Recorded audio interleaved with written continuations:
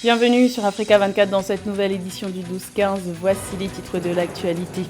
L'Égypte et la Grèce dénoncent le mémorandum de prospection d'hydrocarbures en eau libyenne signé par la Turquie et l'une des administrations rivales de la Libye. Un protocole d'accord que les chefs égyptiens et grecs de la diplomatie jugent illégal. Vous les entendrez dans cette édition. L'Ouganda ambitionne de lancer un fonds de crédit à l'exportation. Objectif affiché par le premier exportateur africain de café, aider les exportateurs nationaux à conquérir de nouveaux marchés.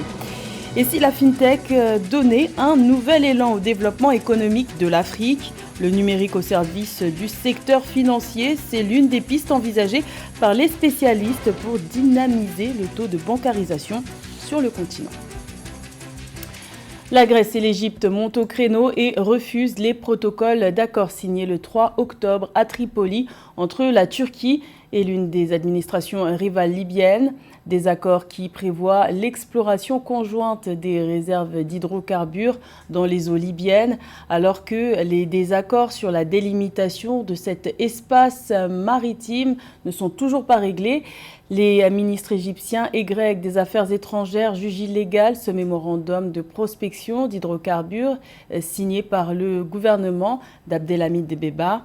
Ils en appellent à l'intervention de l'ONU pour assurer un retour à la stabilité en Libye, pays où deux gouvernements rivaux se disputent le pouvoir depuis mars dernier. Écoutons d'abord le chef de la diplomatie égyptienne, Sameh Choukri, puis celui de la Grèce, Nikos Dendias.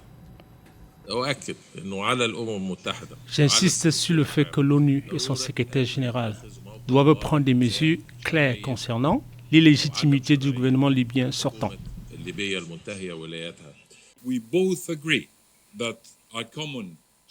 Nous convenons tous les deux que notre objectif stratégique commun est une Libye stable, prospère et pacifique, et une Méditerranée orientale stable. La Grèce soutient les efforts entrepris qui ouvriront la voie à la tenue d'élections en Libye, élections parlementaires et élections présidentielles. Dans l'actualité, le changement de gouvernance n'affecte pas les plans du Kenya. Le nouveau président William Ruto, officiellement investi le 13 septembre dernier, a annoncé son intention de poursuivre la construction du gazoduc devant relier la plus grande ville tanzanienne, Dar es Salaam, à la ville portuaire kenyane, Mombasa. Un projet entamé en mai 2021 par son prédécesseur Uhuru Kenyatta, qui avait alors signé un accord préliminaire portant sur le transport de gaz avec la présidente tanzanienne Samia Suluhu Hassan. Pour rappel, la construction de ce pipeline de 600 km situé en Afrique de l'Est est estimée à environ 1,1 milliard de dollars. L'Ouganda, premier exportateur africain de café, revoit sa stratégie commerciale. Le pays est sur le point de lancer un fonds de crédit à l'exportation. Objectif affiché, aider les exportateurs nationaux à conquérir de nouveaux marchés en améliorant la conformité des produits aux exigences sanitaires. Plus de détails avec Amenej. L'Ouganda prépare le lancement d'un fonds de crédit à l'exportation. L'objectif est d'aider les exportateurs nationaux à conquérir de nouveaux marchés selon l'agence Bloomberg. Outre les financements, il s'agit d'améliorer la conformité des produits aux exigences sanitaires tout en contribuant à la mise en place de stratégies de conquête des marchés. Pour rentabiliser les placements d'aide à l'exportation, il serait bon de les concentrer dans le secteur agricole, notamment dans toutes les chaînes de valeur de transformation, des niches pour lesquelles l'Ouganda est leader, naturellement les clusters et tout ce qui touche à la transformation agricole des tomates, des choux, des aubergines et des avocats, des domaines où l'Ouganda a fait preuve d'un certain leadership, non seulement dans la zone, mais aussi à l'exportation. Selon Audrey Rwabogo, président du comité consultatif sur la promotion des exportations et le développement industriel lancé par le président ougandais Yoweri Museveni, le capital initial du fonds devrait être modeste et ses financements limités à un certain nombre de produits avant de s'étendre progressivement. Dans le cadre de la zone de libre-échange continentale, l'Ouganda, à travers la mise en valeur de ces produits, à travers la transformation de ces produits, l'avocat, le chou, possiblement le thé et les aubergines, l'Ouganda pourrait créer une industrie alimentaire et optimiser les exportations de cette industrie alimentaire pour prendre des parts de marché en Afrique et dans le monde. En 2020, les exportations de biens en Ouganda se sont élevées à 4,14 milliards de dollars, tandis que les importations ont atteint 2,25 milliards de dollars, entraînant une balance commerciale déficitaire. Les importations de biens et services devraient rester élevées les années à venir en raison des investissements dans les grands projets d'infrastructure. Quel avenir pour la FinTech sur le continent africain? Ce mot qui signifie technologie financière désigne les petites entreprises qui fournissent des services financiers grâce à des solutions innovantes. Le numérique pourrait-il être la clé du développement économique en Afrique où le taux de bancarisation ne dépasse pas 10%? Élément de réponse avec Corinne Camden. En Afrique, le taux de bancarisation s'élève à seulement 10%. En cause, un réseau physique bancaire peu développé et la difficulté des banques à s'implanter dans certaines régions. Ces dernières années, l'essor de la FinTech a permis de relever le taux de bancarisation grâce à ses services innovants, rapides et simples. Nombreuses sont les entités qui entendent exploiter son potentiel. C'est le cas du Kigali Finance Center, basé au Rwanda. Les FinTech pour nous sont très importants parce que l'un des grands problèmes du continent, c'est l'inclusion financière.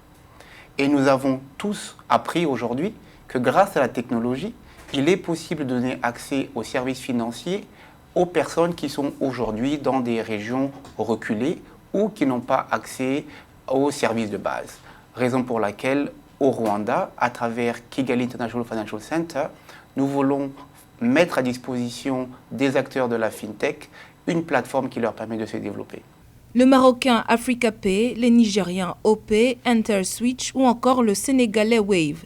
Des plateformes qui ces dernières années ont prouvé l'impact de la FinTech dans l'inclusion financière en Afrique. La FinTech permet en effet de faciliter l'accès à un compte bancaire sur le continent.